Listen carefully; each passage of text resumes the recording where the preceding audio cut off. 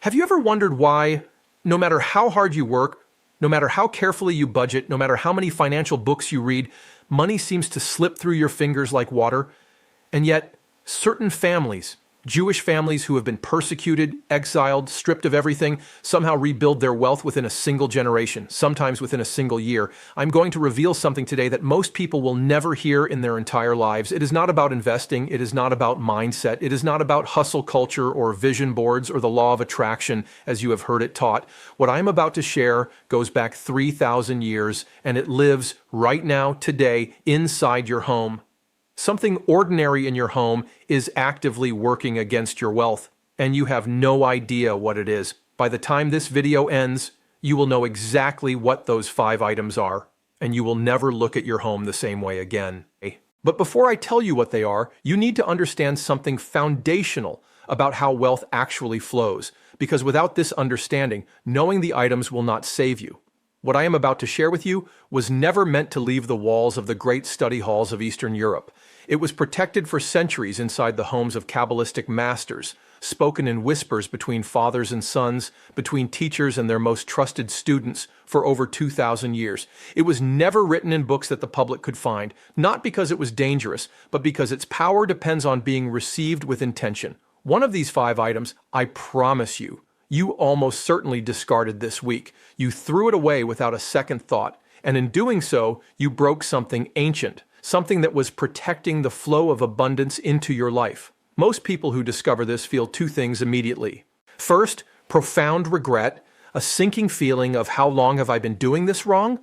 Then, overwhelming relief, because from the moment you know, everything can be restored. Write the word vessel in the comments right now if you want to receive this teaching completely. In Kabbalistic wisdom, naming your intention, even in a comment, opens the channel before the teaching even begins. Let me tell you where this knowledge comes from. Not from a book I read last year, not from a seminar I attended. This knowledge lives in my blood.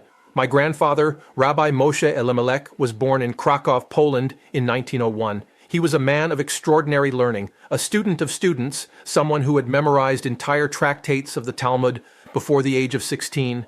When the war came, he lost nearly everything, his community, his library, many of the people he loved, but he did not lose his wealth. Not entirely. People who knew him could never explain it. Here was a man who had arrived in Jerusalem in 1947 with almost nothing, a small leather satchel, a single carved wooden box that he never let out of his sight, and the clothes on his back. And yet, within 4 years, he had rebuilt a home, supported his children's education, and was lending money, and without interest, as the Torah commands, to families newly arrived from Europe. Inside that carved wooden box, there were 5 things, 5 ordinary items that anyone else would have discarded without a second thought. I did not know what they were, not yet. I was 12 years old when I first saw him perform the ritual. It was a Friday evening in Jerusalem. The kind of evening when the entire city seems to hold its breath before Shabbat descends. The air smelled of fresh bread and old wood and something I could not name then, but now recognize as the particular scent of old parchment and olive oil. I had come into his study without knocking, as children do, and I found him sitting at his table with those 5 items arranged before him. His lips were moving, his eyes were closed, and his hands, those enormous weathered hands, were moving over each object in a sequence I would watch him repeat every single Friday for the next 6 years. He did not acknowledge me. He did not stop. When he finished, he opened his eyes, looked at me, and said 4 words in Yiddish that I've carried with me for 53 years. These are my partners. I did not fully understand what I had witnessed, but I never forgot it. I have spent 43 years studying the ancient texts of the Talmud and the Kabbalah. I have sat with masters in Jerusalem's old city. I have read manuscripts that have never been translated into English, documents that exist in only 2 or 3 private collections in the entire world. And it was only after decades of study, after tracing these practices back through the Zohar, through the writings of the Ari, through the Mishnah Berurah, and the responsa of the great Hasidic masters, that I finally understood what my grandfather had been doing in that study on Friday evenings. And when I understood it, truly understood it, I could not believe how simple it was and how powerful. What I am about to teach you is not folklore. It is not superstition dressed in ancient costume. It is the applied spiritual science that has kept Jewish families financially resilient for 3 millennia. And if you are still watching, this teaching was meant for you. I need to be honest with you about something, because I think honesty is the only soil in which this kind of teaching can take root. I was 51 years old. I had studied these texts for nearly 3 decades. I could quote the Zohar from memory. And I was sitting at a kitchen table in a rented apartment in Haifa, staring at a stack of bills I could not pay, with $214 in a bank account that had held $12,000 3 months before. I remember the physical sensation of it, a tightness in my chest that I had been carrying for so long, it had stopped feeling like fear and started feeling like identity. Like this was simply who I was now. A man who knew ancient wisdom and could not make his rent. I had recently ended a teaching partnership. A misunderstanding with a community that had supported my work for 11 years. My income had stopped almost overnight, and I'd done everything the practical world told me to do. I'd planned, I'd saved, I'd been careful, and it had not been enough. That night, a Tuesday in November, I remembered what my grandfather had shown me. I almost dismissed it. Part of me said it was too simple, that a man with my level of learning should have more sophisticated tools for a crisis of this magnitude, that this was folklore and my real problems needed real solutions. But I had tried everything else, so I did it, exactly as he had shown me, with the 5 items, in the sequence, on a Friday evening just before sundown. Within 24 hours, I received an email from a former student, someone I had not spoken to in 7 years. He was organizing a series of lectures in New York and wanted to know if I was available. The fee was $1,800 for 3 sessions. Within 6 days, a publishing contact I had lost touch with reached out about a manuscript project. The advance offered was $11,000. Within 30 days, I had cleared every bill that had been on that kitchen table, every single one, and I had $4,300 remaining. That was when I knew, with absolute certainty, that my grandfather had not been teaching me folklore. He had not been sharing superstition. He had been teaching me spiritual law, laws as real and as reliable as the law of gravity, as dependable as the rising of the sun. And from that moment, I committed my life to sharing these laws with everyone who needed them. Now I need to give you the foundation, because the 5 items I am going to reveal to you only work, they only carry their full spiritual weight, when you understand the system they belong to. The Talmud teaches, in Tractate Shabbat, that the home is not merely a physical structure, it is a spiritual vessel. The Hebrew word is bayit, and it carries a meaning that English translation cannot fully capture. A bayit is not where you sleep. It is a living spiritual container. It has an energy. It has a direction. It breathes. What the sages were describing 3,000 years ago, the way physical objects in a home either attract or repel divine abundance, neuroscientists and behavioral economists are only beginning to understand today. There is now an entire field of study on how our immediate physical environment shapes our subconscious financial behaviors, how the objects we keep and the objects we discard send continuous signals to our nervous system about what we believe we deserve. The sages called this Hashras Hashachina, the dwelling of the divine presence, and they were unambiguous. The divine presence does not rest in a home that treats sacred objects as disposable, but the Kabbalah goes even deeper. In the Zohar, the foundational text of Jewish mysticism, written by Rabbi Shimon Bar Yochai in the 2nd century, it is written that every physical object in the home of a righteous person is a vessel for divine light. One of the 5 items I will reveal today is specifically named in the Zohar as a direct vessel, a kli, for divine abundance. And virtually every person watching this video treats that item as something to be thrown away the moment it is no longer convenient. The spiritual mechanism works like this. The Zohar teaches that divine light, or Ein Sof, the infinite light, is always seeking a vessel to fill. But a vessel that has been emptied, abandoned, or discarded cannot hold light. When you throw away certain objects, or objects that carry the accumulated spiritual energy of provision, of sustenance, of financial transaction, you are not simply discarding an object, you are collapsing a vessel, and collapsed vessels do not refill easily. This is why the Kabbalistic masters taught their students to treat certain household items with the same reverence a Torah scroll receives. Because in spiritual law, the distinction between sacred and ordinary is not about the object itself. It is about the intention and consciousness you bring to it. Consider this. Jewish communities were expelled from Spain in 1492, from England in 1290, from France multiple times, from nearly every country in Europe at some point in the last 1,000 years. They arrived in new lands with nothing, stripped of property, of savings, of legal status. And yet, within one generation, sometimes within a single decade, many of these families had rebuilt. Not all of them, but a consistent, remarkable proportion. And historians who study this phenomenon always arrive at the same uncomfortable observation. It was not simply intelligence. It was not simply community networks.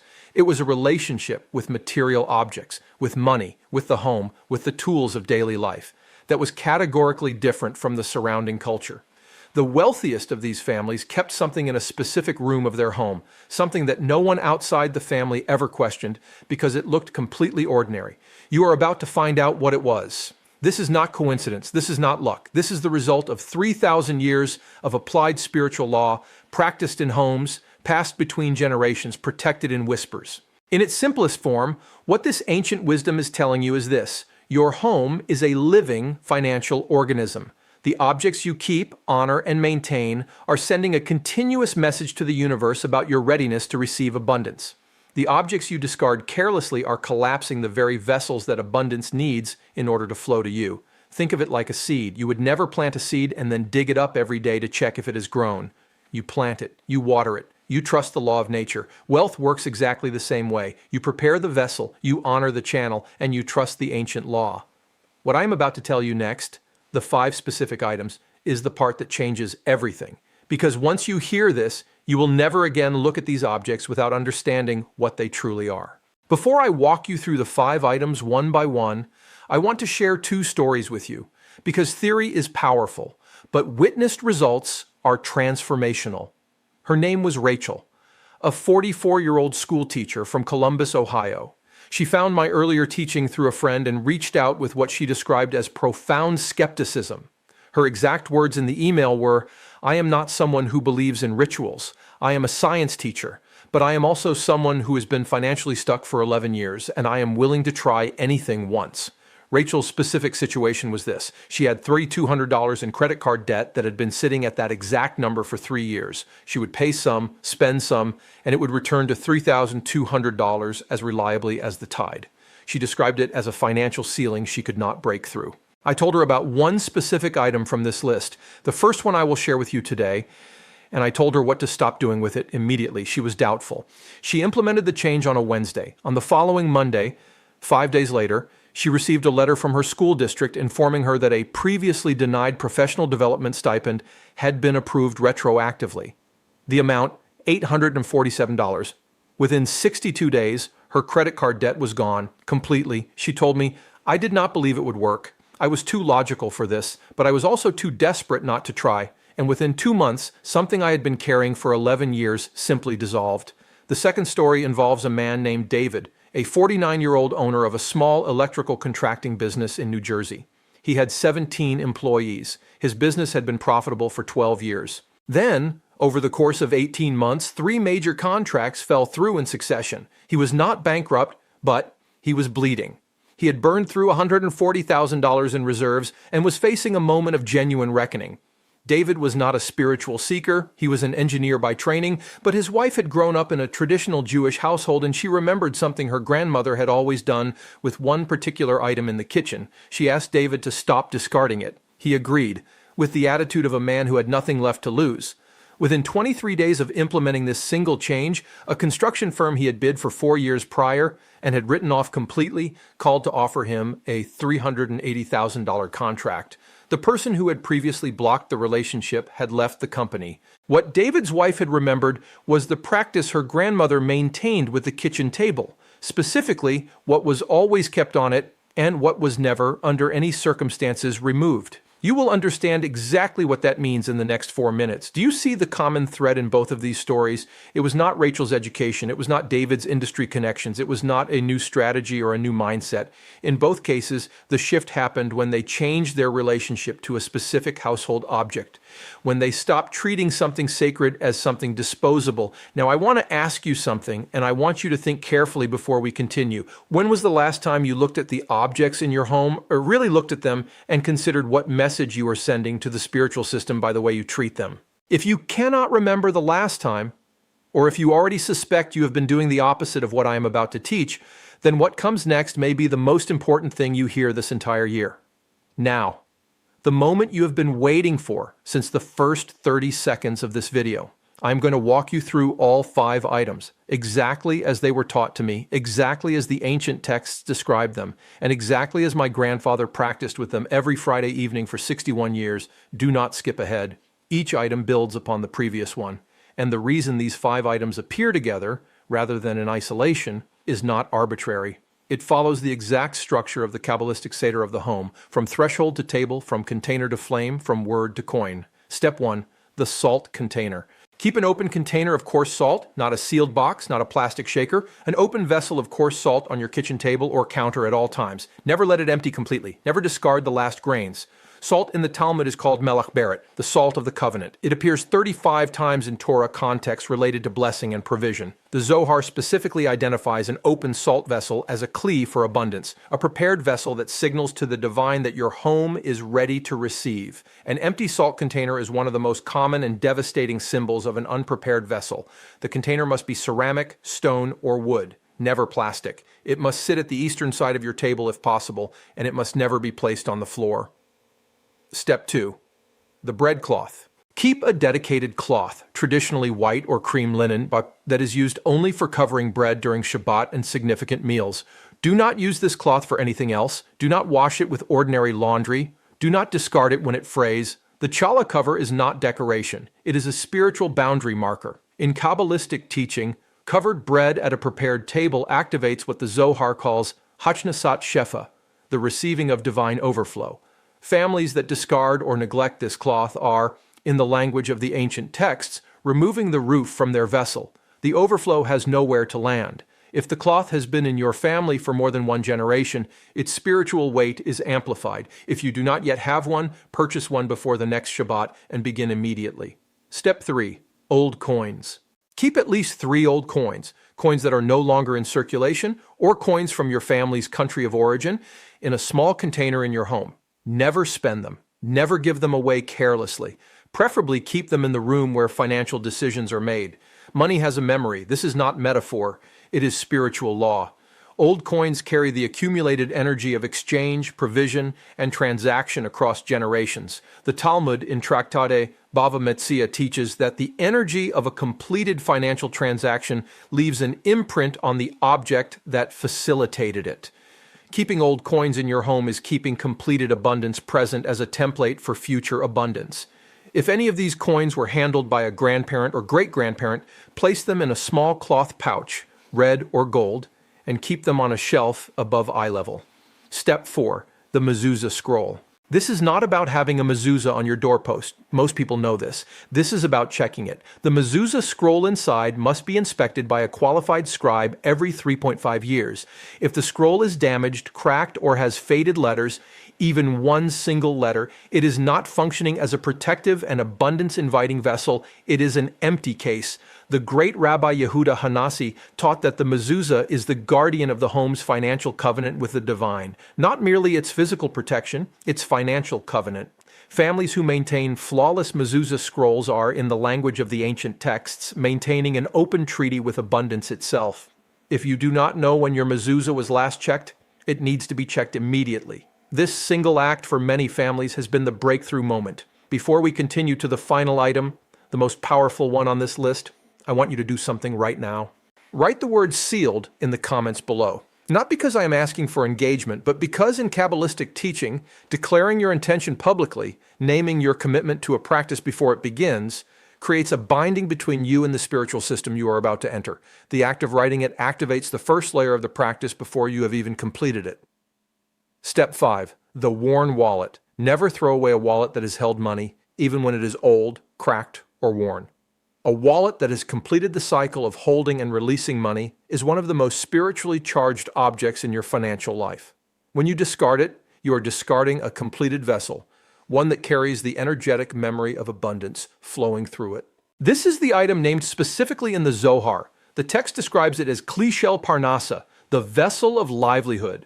The Ari, Rabbi Isaac Luria of Safed, one of the greatest Kabbalistic masters who ever lived, taught his students to keep their first earned coin and their first wallet in their homes for the entirety of their lives. He called these objects anchors of the financial soul.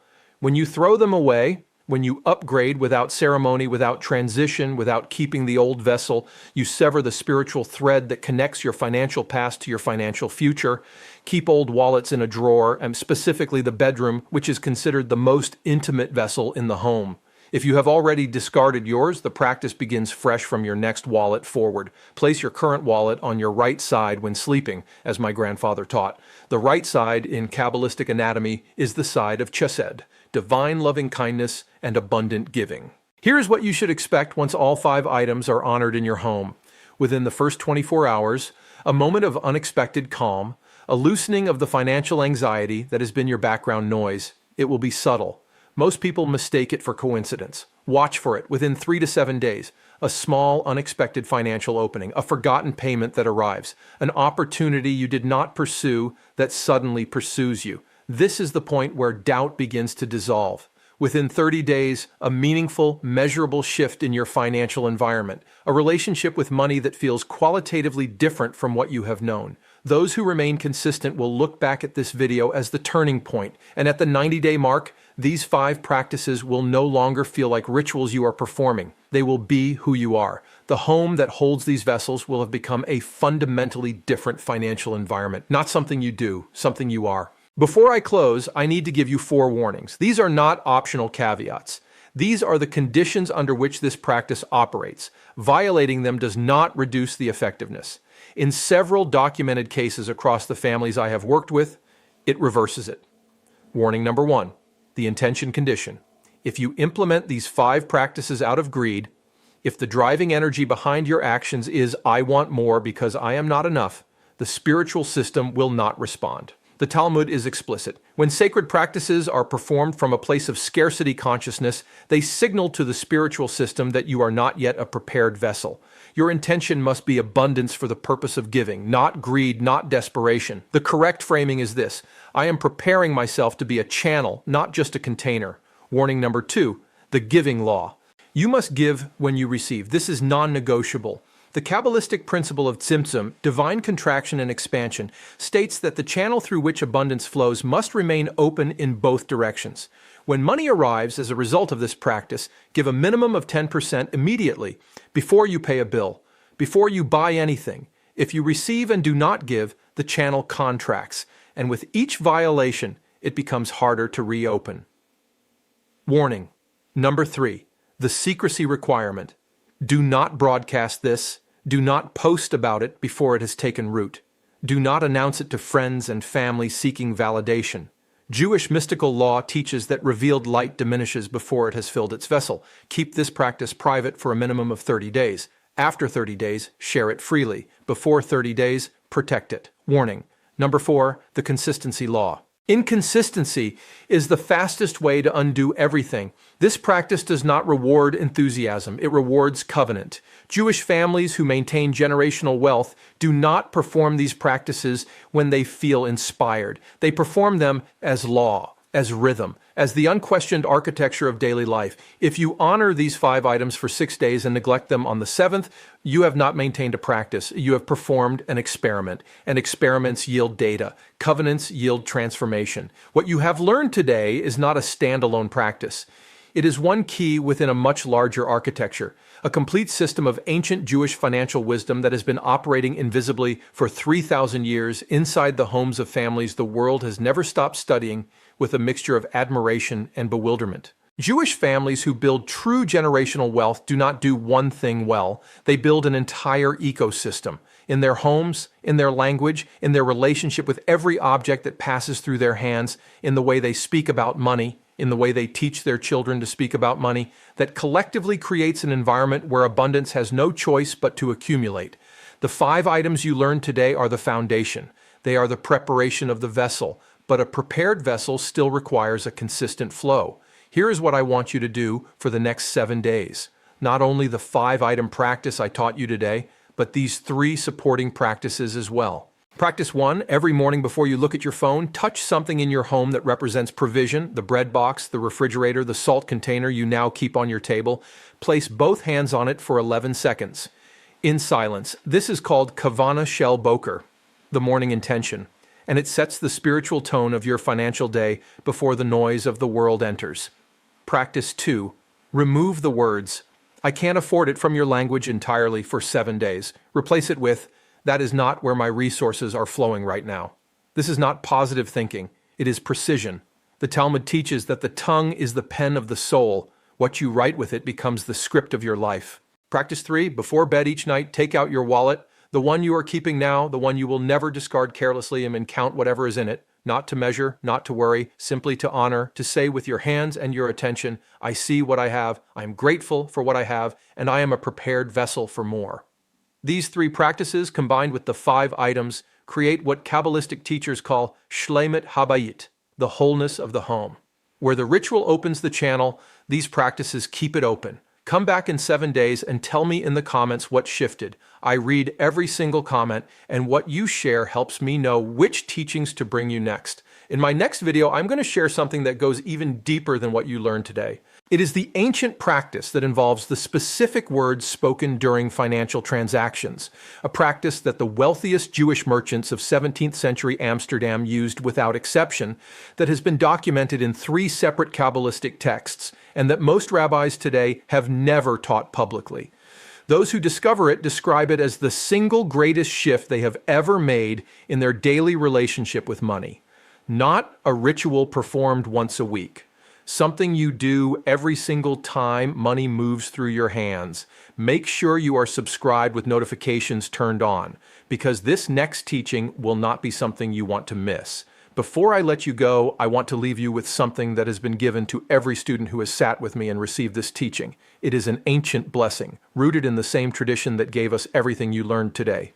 May your home become a vessel so full of light that abundance does not need to be pursued, it needs only to be received. May the objects you now honor carry the memory of your intention forward through every day and every generation that follows you. May the salt on your table be a covenant. May the worn wallet in your drawer be a witness. May the flame you keep lit in your home be the signal to the divine that the vessel is prepared, the door is open, and the inhabitant is ready. May your hands always hold more than enough, and may what they hold always flow outward as well as inward. It is done. It is sealed. So it is written. If this teaching moved something in you, if something shifted while you were watching, I want to hear about it. Write the word restored in the comments below right now. Let me know you received this. There is power in that declaration. And if you are ready to go deeper into the ancient wealth wisdom that most rabbis will never teach publicly, subscribe and turn on your notifications. Every teaching I bring you is designed to carry you one step closer to the financial freedom your soul already knows is possible. I will see you in the next teaching.